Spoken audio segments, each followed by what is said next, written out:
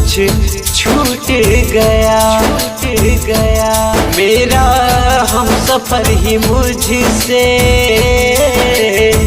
रूठ गया। दिल में प्यार जगा के वो सताती है, दिल में प्यार जगा के वो सताती है।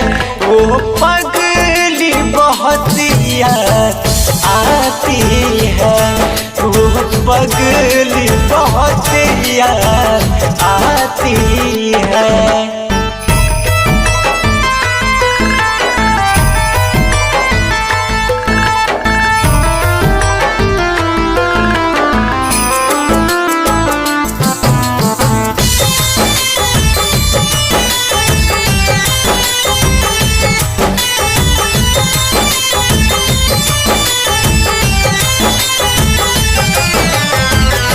पल भर में आके वो नैनों में बसती है, दिल को रुला के वो खुद जरा हंसती है।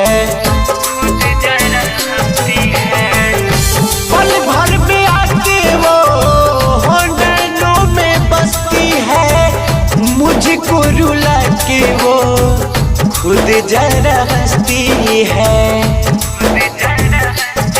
मेरे नैनों से अश्क बहाती है, मेरे नैनों से अश्क बहाती है।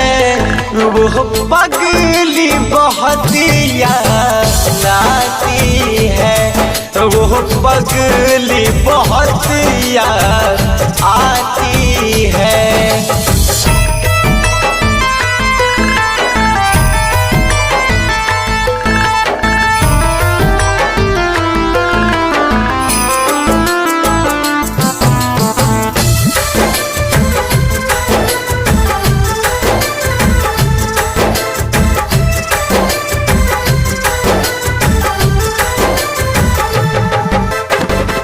प्यार में टूटा दिल मिला जख्म रे, वादा किया झूठा साथ रहेंगे सनम रे।